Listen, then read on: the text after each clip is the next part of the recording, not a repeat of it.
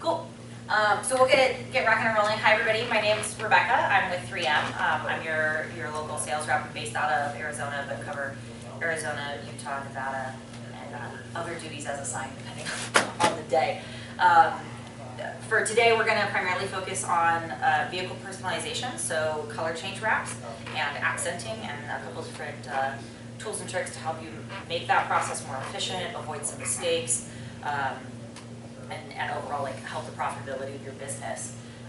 We're going to spend, of our 45 minutes, hopefully no more than 20 minutes doing PowerPoint, and then we'll walk outside together, go talk to one of our application engineers, Joe Walton, who's in from Minnesota today, and get some hands-on on the vehicle with both ceramic coating as well as some knifeless tape.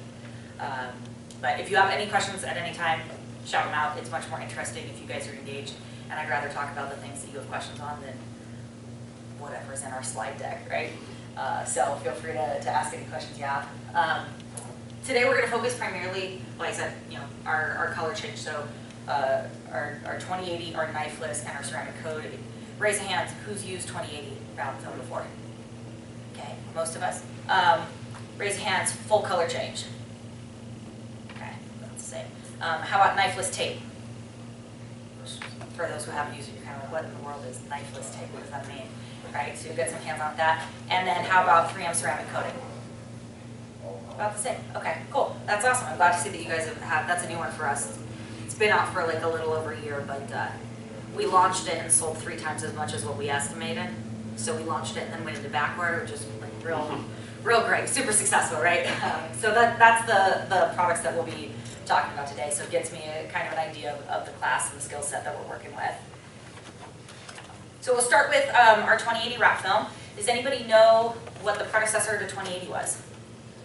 1080. Our marketers are like real creative with their product names, right? So this series was released a couple years ago, and then the world got shaken upside down. So it's been an interesting product to launch. We're not exactly done with it yet, but we'll get there eventually. But this is 3M's color change film, right? So somebody has a vehicle that is red and they want it yellow for the summer. We could do a complete wrap on that vehicle. We can also add different colors and different accenting, and it also lets you get different textures, different color shifts. If you ever drive past a car and it looks purple from one angle and red from another, it's most likely a color flip film, not a paint. So in our world, that's called 2080. When we reformulated our wrap film, it made a couple different improvements. First, we made it more conformable. As an installer, the more flexible that film is, the easier your life is, right? The less heat you need to use, the less risk you have of it popping up in any channel. So has a higher amount of conformability than our previous 1080 film. And we're also the only company in the business that has what we call a PFL, or a protective film layer. So if I'm doing an install, what's one of my biggest concerns if I'm using, like, say, gloss black? What do I got to take care of before I hand it back to the customer? Scratches, right? We've got to use pressure and heat in order to get that film to stay down, but in that process, you're putting some surface impressions on that film. And if I'm wrapping a construction truck that says, like, Joe's Roofing, you're never going to see it. It doesn't matter, right? It's on a pickup truck that's going to get thrashed anyways. I'm doing this on a Range Rover, and I'm doing it in gloss black, and I'm trying to do a chrome delete. Now we're looking at it with a closer inspection, right? So really important that we take care of that. And that protective film layer stays on through your entire application, and you can just pull it off right at the end. So for those who haven't seen it before, I always joke of, has anybody bought like a fridge or a microwave recently? What comes on the microwave? Little blue plastic tint, right? And if you that's not the color I ordered. Like, I'll grab the corner and pull, right? Same thing, right? Helps protect it both in shipping and in our case during installation. That only comes on the gloss colors. Doesn't come on satin or matte. I think maybe just because the nerd herd hasn't figured out how to get it to stick yet, but I'm sure they're working on it. So be mindful of that, and then also a longer warranty, right? Like the biggest thing for us is they're spending several $1,000s on rewrapping the vehicle. They want it to last as long as possible, and the enemies of adhesives and of vinyl are going to be sun, wind, rain, any sort of exposure. But UV and sun exposure is probably our biggest threat. So the more durable we can make it, the longer it'll last, the better experience your customer's gonna have. So we did bump out our warranties on 2080 by 1 year in each category. So we've got a vertical and non-vertical. Since you were in my class, you remember what the difference is, what degrees we say is vertical versus non-vertical? 15 degrees, perfect. You paid attention. So any part on that vehicle that is 15 degrees or more past straight up and down, we consider a non-vertical surface. Why is that important? Sun hits it the most. Where's the first place you sunburn? It's like your shoulders and your nose, right? It's not the underside of your arm. Same thing's gonna happen on that vehicle, right? Roofs, hoods, top of the trunk, if you've got big wheel wells. And in some of the vehicles, as the body lines have gotten more aggressive over the years, there's body lines on, I mean, even like, you've got Chevy Tahoes with Arizona PD that it burns in like a little stripe right along the side, little, you know, regular old SUV. So there are two separate warranty type or time frames for whether it's on a vertical or a non-vertical surface because of that sun exposure distance. Here in Utah, with the exception of the counties that border Arizona, you are considered for 3M a zone 2. So that is a 7-year vertical, 2-year non-vertical. The warranty is based on where the vehicle lives, not where you do the install. So make sure that you're aware of that if you're working with somebody who says, oh yeah, like, you know, I've got a second home in Vegas, and that's where the car's going to be parked. We're getting it wrapped up here, but I'm taking it down this summer. They need to know that's a zone 3 for us. We do have a map of those counties. So if that's important to you, swing by our booth, grab my card, or give me yours, and I'll email it to you. I tell all my shops, I'm like, print it off, put it on the wall. It's the easiest way to have that conversation. But yeah, that warranty is for any of the typical UV damage that you'll see over time. Two other things that that most 3M films have, but particularly the 2080. First is going to be, oh yeah, it's up there, control tack. So anytime that we're doing an application, you'd like to have a little bit of flexibility in getting that film positioned in the right spot, right? Anybody know what we used to do, say like 30 years ago, to position that film? Water, right?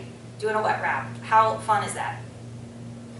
Not. It's kind of a pain in the butt. If you can avoid it, you'd like to. So control tack gets us away from that.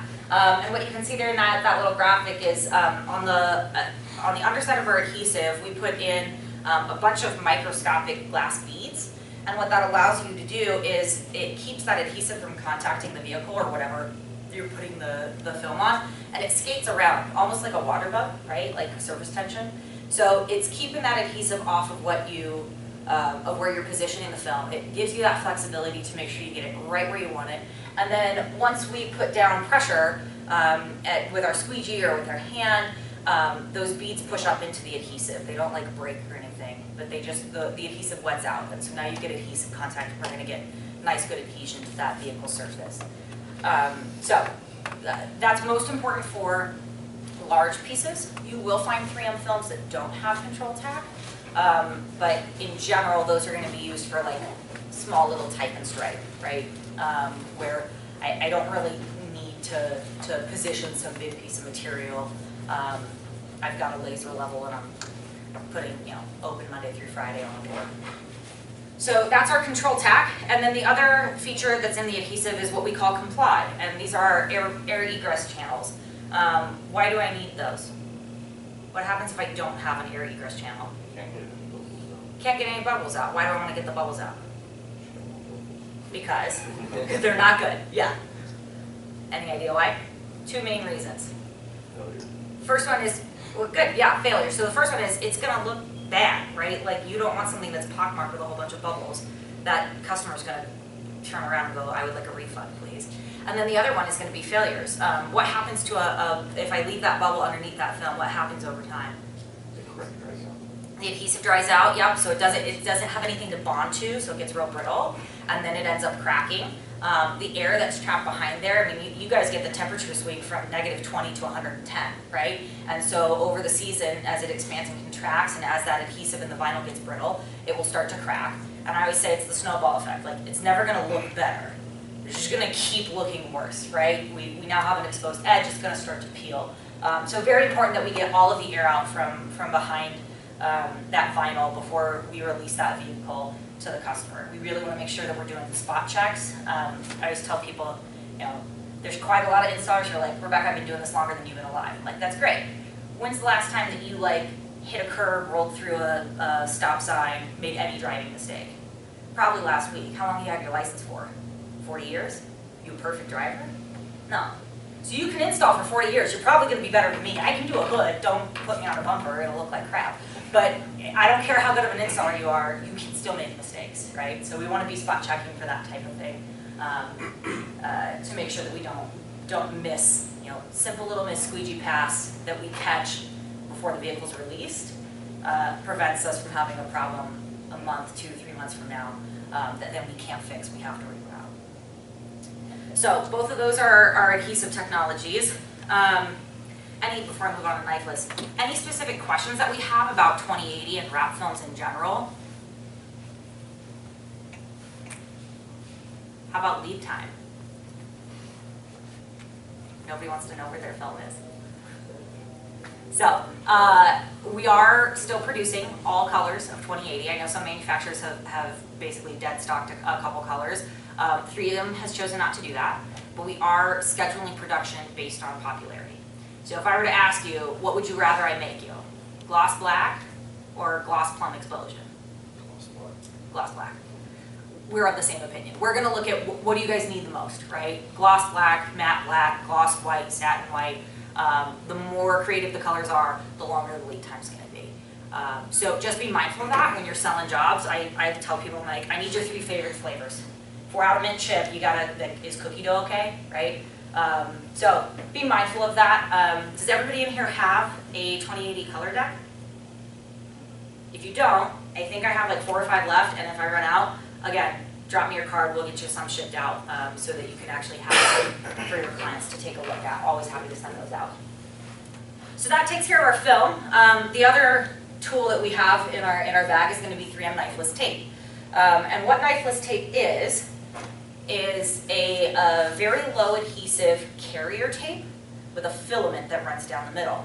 And what that allows us to do is the tape lets us position the filament where we want it to go, and then the filament allows us to cut through that film. Why is that? Why would I want to use knifeless tape? It's in the name. So you don't cut the car, right? Again, you can be the best installer, done it for 30 years. It really sucks when you nick that rubber seal on a window and then you end up having to pay for it. And particularly as we start to get into more high-end cars, you put a scratch on a Bugatti, you're kind of in the hole, right? So knifeless tape allows us to cut very precisely. Has anybody ever seen like the Instagram videos of someone cutting like birthday cake with dental floss? Right? It's like, it's a perfectly straight line. Same concept here. So we get real precise lines. We can put that cut line down on the vehicle before I put the film in place, so it's a bit more precise. And then biggest thing is I keep blades off that car, right? The less blades I have, the less opportunity I have for scratching, and the less opportunity I have for any failures. So we do make, I'd say, 6 flavors of knifeless tape, and if you look at this and you go, why in the world do I need 6? It's because they each do something different, and they do a different application on the vehicle. Not every shop is going to have a need for all of these, and there's certainly some you'll use more than others, but it's good for you to know that they exist, right? Starting on our left-hand side here, we've got finish line. So this is for any finishing cuts, right? It's in the name. Again, we're very creative people. So finish line, we're going to use for somewhere where we can hide that finished edge, where we're probably going to do a wrap and tuck. My number one use for this is on like truck beds, where the bed meets the cab, and I'm doing, say, like a commercial wrap, and I need to put a nice cut. If I try and do that freehand, first off, the sides are not gonna match, right? Like they will be wonky. And two, I'm probably not gonna get a perfectly straight line if I'm trying to cut that material while it's free and lift it from the vehicle and then tuck in. It's not gonna end up being a nice, smooth, visually appealing finished edge. But if I just run a line of finish line, I can actually measure out so I can make sure that both sides are identical. And when I pull that filament, I'll get a nice, perfect, clean edge, which ends up looking real nice. So that's what we use finish line for. Bridge line, any guesses? What are we bridging? In between a door and a feather. Any gaps? Yep. So a lot of time I see this on like toy haulers where they've got those free-floating metal panels. Why do I need to cut the film there? What's Movement of the truck. movement of the truck? There's an air gap, right? What did we just talk about with bubbles? What happens if the film has air behind it? It's gonna fail. It's going to fail. It's going to crack over time. It's going to start peeling back. And then I add in the movement of that vehicle. Like when it's sitting still, the panels are fine. But you go hit a pothole, and they're going to shift, and they're going to put shear on that material, and it's going to fail. So we need to make sure that we cut all of those, and anywhere where the film is bridging a gap. So bridge line again. Can you do it with a blade? You could. You're risking cutting the vehicle, right? Which depends on how nice is the vehicle, how concerned I am with that. And then two, how steady is your hand, right? Are you getting a perfectly clean cut like you can with bridge line? Then the next one is perf line. Any guesses on what we use perf line for? Perforated film. Where are we putting perf? Windows. When I do that, why do I need to cut perf on a window? So the edge doesn't lift. Perfect, right. So if you notice, I don't have one here easily, but if we look at all these windows, where that plate of glass is seated in that frame, there's always going to be either a bead of rubber, silicone, caulking, right? There's something in there to hold that window in place. And any of those seals we can't adhere to, right? We're not going to be able to stick to rubber and silicone because they're meant to keep things from sticking, right? And in addition to that, those seals expand and contract. One of the reasons why they're in there is so that as you have temperature changes from inside the vehicle and outside the vehicle and from summer to winter, that even though the window isn't going to flex, that seal will allow it to move a bit to account for temperature changes. So if that seal ends up touching our adhesive and pushes it as it expands and contracts, you're going to get lifting on that edge, right? So you do need to make sure that we're cutting any window perf and any window graphics away from that seal. Well, do I want to do that with a knife? Probably not. One, you risk scratching the window. Two, you risk cutting that seal, right? And then you have to replace the whole thing. And again, kind of difficult to get a nice, perfect edge, particularly on windows. It becomes very apparent to anybody on the street if that edge is straight or not, because it's right up against a perfectly straight window frame, right, or the body line of the car. So perf line lets us get a perfectly spaced, even cut all the way around that window, and prevents you from having any issues cutting on those seals. So that's perf line, and then precision line is probably our newest. Anybody know what we use precision line for? PPF, yep. So it's going to be any of our our thicker materials. So PPF, reflective, floor graphics, right? So the filament in that one, I mean, you get into some of these, you can break it by hand. The filament and precision line is like pretty beefy. If you use it wrong, you can injure yourself. So be mindful of that. But if we're using something like a PPF or a reflective where I need to get a nice clean cut on it, I need something a little stronger to get through, 18 mils worth of film. And then we've got design line. Any guesses on what we use design line for? Design flames, hot rod flames, right? So this is our most flexible filament, so it allows us to draw things out and get like real nice custom custom shapes, but with a nice clean cut on them. And then the last one is going to be Triline. Not quite as obvious in the name. Anybody know what Triline's used for? Racing stripes. Racing stripes, yep. racing stripes and pinstripes. So we make two sizes. We make a 6 mil and a 9 mil. So if I wanted to put a nice little racing stripe, pinstripe down the side of my car, well, why don't I just like cut it on a plotter? I can set my plotter to give me a nice little 6 mil, 9 mil. How come I can't just do that and push it up? Say that again? You won't lay it straight. You won't lay it straight, right? For two reasons. One, I mean, you'd have to sit there and with a little teeny tiny piece get it, and I'm not that talented.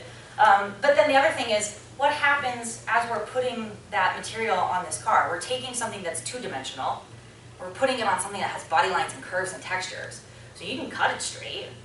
As soon as you put it on there, it's going to be like, right? So Triline allows us to lay it down a perfectly spaced, perfectly even line down the body line of that car, get a real nice clean cut, and avoid any of those little waves, right? So those are all of our knifeless tape. We have most of them with us today. And if you've never worked with them, if you've never started a strip of knifeless, I can sit here and explain it to you. It's a lot easier when you just watch somebody and then do it hands-on. So we'll get you out in front of Joe and get some hands-on with knifeless. Any question on these? Okay. Once in a while, we do have people who say, like, man, those are getting pretty pricey per roll, right? And I always ask people, I'm like, what are you paying your guys per hour? And I know it's got to be more now than before because they're shopping you out, right? If I can save you an hour worth of headache and then material on mistakes, this stuff ends up paying for itself when you use it in the right applications. So some examples of what we can do for those who maybe haven't had a chance to use knifeless tape or 2080. We can do something like this where we've got a full hood wrap, and then we've got some stripe details around the side. You can do things like a full roof, some mirror accents, chrome deletes, those side striping, and like we said, the hoods and the accents. So this is very, very basic. If any of you have an opportunity to go to SEMA and see what some of our installers will do in the booth, it's like bananas what they can do with a couple rolls of film and some knifeless, multiple layer constructions, all sorts of fun stuff. So pretty easy thing to add on as well. If you're looking at, hey, how can we expand our business and offer something a little bit different, doing a hood isn't terribly difficult, right? If we can upsell that customer on some of these things, we start bringing in more money into the shop. So then we'll talk a little bit about prep. So I can make the best film in the world, but if you don't install it right, if you don't prep it correctly, we're kind of dead in the water. So we'll harp on this kind of all day long. So our big three is going to be, we got to make sure we clean the substrate. If you come in with a dirty vehicle, I can't adhere to anything, right? Any guesses if I'm washing the vehicle on Tuesday, or washing the vehicle, if I'm wrapping the vehicle on Tuesday, when should I wash it? Monday. Why? Has to have time to dry. Have any of you ever like run through the car wash and then you go through like a Starbucks drive-thru? Oh, here's my coffee. You pull the window back up, and really streaks all the way down. Man, like I always forget to do this. So all those little gaps are where water and dirt like to hide, and it's also the hardest part for us to wrap, right? That's where all the edges on your film are going to go. It's where we're most likely to have lifting. So if you wash that car and then roll it into the shop and start wrapping, you're going to have a bad time, right? Our next one is going to be temperature, so you guys get like both temp swings. If it's too cold, the adhesive won't actually cure out. We do have to hit minimum temperatures in order to adhere to that film. Anybody know what our temp window is? Boom, 50 to 90. Our sweet spot is 75, so the more you can make your shop like San Diego, that'd be great, but that's not always reality. But 50 to 90 is the window on the vast majority of films. There's a couple exceptions. The closer you get to 50 and the closer you get to 90, the less fun you're going to have, right? And the colder we get, the less adhesion we get. So that temperature is not just the temp of your shop, it's also the temp of the vehicle, and it's the temp of your material. So again, if it's -10 outside, and I want to wrap the car at 9 a.m., when am I pulling it in? Day before, at least 30 minutes, an hour, depending on how warm your shop is, so that we can bring that vehicle up to temperature so you can have a good install. And then how long are we leaving the vehicle in the shop? 12 to 24. For us, it's a minimum of 12. We'd like it hit 24 if you can. This is more of a concern during cold weather, right?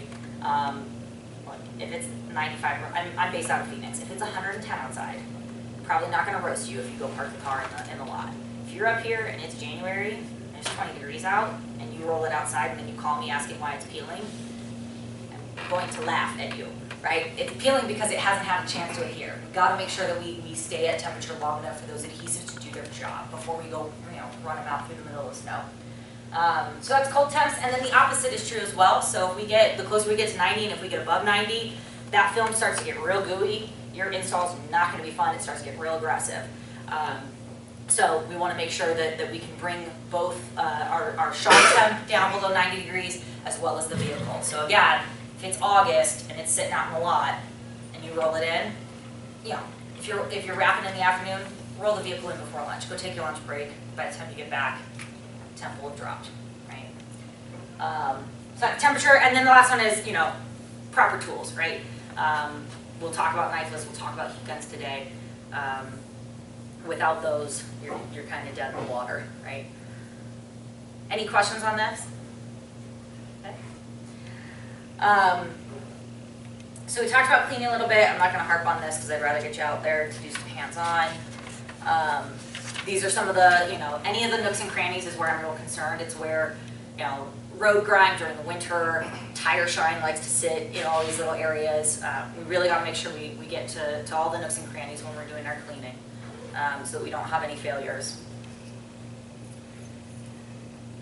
And then two other tools that we'll talk about that are real important. So one is primer. Anybody in here use Primer 94? Ever? Couple? We have.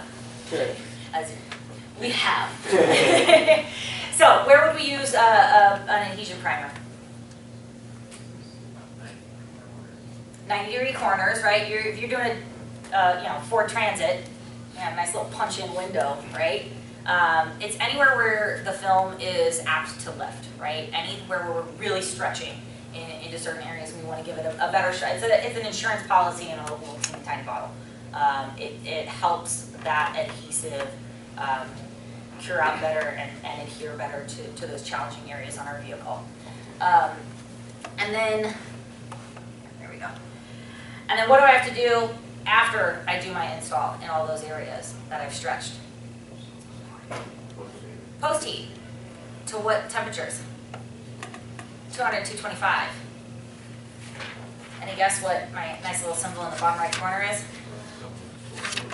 Can't post heat with a torch. Raise a hand, how many of us have a torch in the shop? Every single one of you is going to put your hand up, right? So, if you ask my engineers, they would tell you no torches ever. 3M's happy little land, you never use a torch. In the real world, there's applications where you need to use a torch. This is one of them. We'll die on this hill. You cannot post heat with a torch.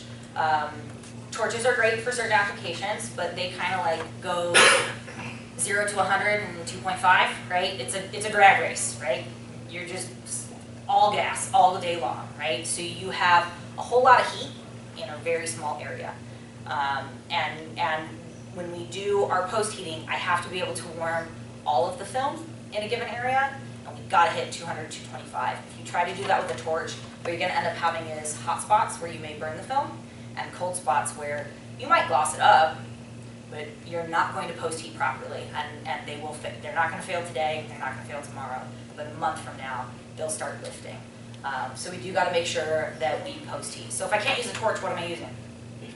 Heat gun. How do I make sure that I'm actually hitting 200? Do I set the heat gun to 200? Temp gun. Now, again, are you going to use that every single time that you post heat? Probably not, but if you've never temp checked while you're post heating, how long that takes, you can't just hit it like a hairdryer and bounce. It takes time for that film to come up to 200 and fully relax out and recast the memory of that film. So if you've never used an IR temp gun, you can pick one up for like 30, 40 bucks at like Home Depot. And all you do is heat gun in one hand, temp gun in the other. See how long it takes you to hit 200 degrees. And you'll start to get a flow for how long that process is and what pace you should be going at. But we got to make sure that we're post heating. And then one other thing that we always recommend is I always ask people, anybody in here gotten an oil change recently? New set of tires on a body shop? Nobody? None of us have cars? Yes? What's the first thing they do at Jiffy Lube when you walk in? Greet you? Yeah. And they walk your car, Yeah. right? Usually with like a mirror on the end of a stick. And they're walking around and that guy in that polo shirt is right. You have a nick the size of a fingernail on the driver's side door, and there's a small bump on the back, and oh, by the way, there's a little bit of rust here. Why are they doing that? So they're not liable. Liability, right? If that scratch showed up, it was here when you showed up, it's going to be here when you leave. We are not paying you for it, right? You should be doing the same thing when you're working on vehicles, right? We want to make sure that we do that pre-inspection so that it saves us the argument later. The other thing it does is it lets us identify when there's going to be an issue, right? So I always talk about up here, you've got a whole lot of salt on the roads in the wintertime. What does salt do to vehicles? Rust it out after a while. Can I adhere film to rust? No, it will peel. So if I set that expectation to the customer beforehand, hey, we're working on your truck, that's fine, but I need to let you know that like this wheel well, we're gonna have some issues here, I can cut around it, here's what I can do for you. If I have that conversation before I release that job or before we sign on the dotted line, it's a much nicer conversation than the yelling that will happen a year or two from now, right? So highly, highly recommend that you do a pre-inspection. You do not need to write up that page if you don't have one already. It's on the 3M website. You'll never find it because our website's like a maze. But you can email me and I'll get you the link directly to it. But highly, highly recommend that you guys have one of those on hand. And then the last thing we're going to talk about today is our ceramic coating. So this is a new product from 3M we released middle of last year. There have been ceramic coatings on the market.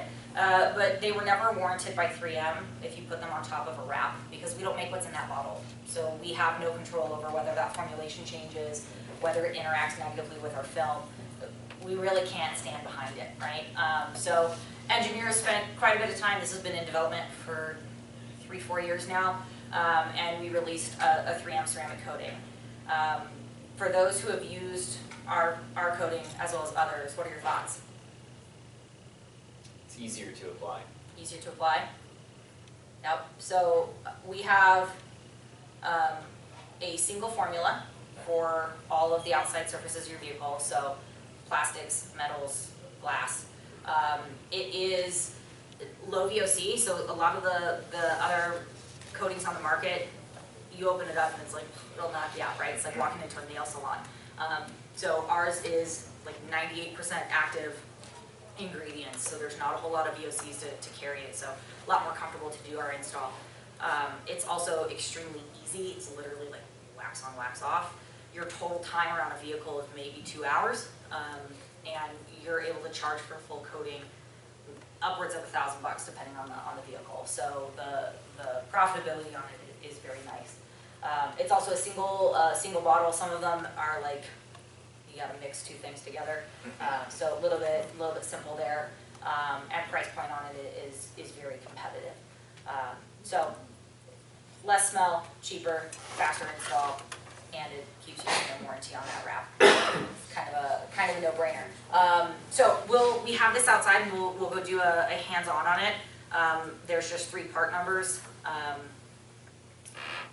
and we'll talk about that outside. It comes with everything you need is in that package. There's an applicator as well as the bonnets.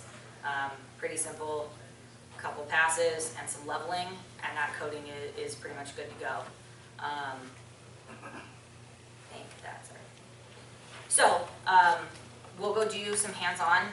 We are on the left-hand side, and we've got a patch of vinyl at the back, so you will go to the back side of that Challenger. Joe is our engineer out there. He's got the frosted tips and the bedazzled jeans, in case you're wondering who Joe is, but we'll go get some hands-on with that coating.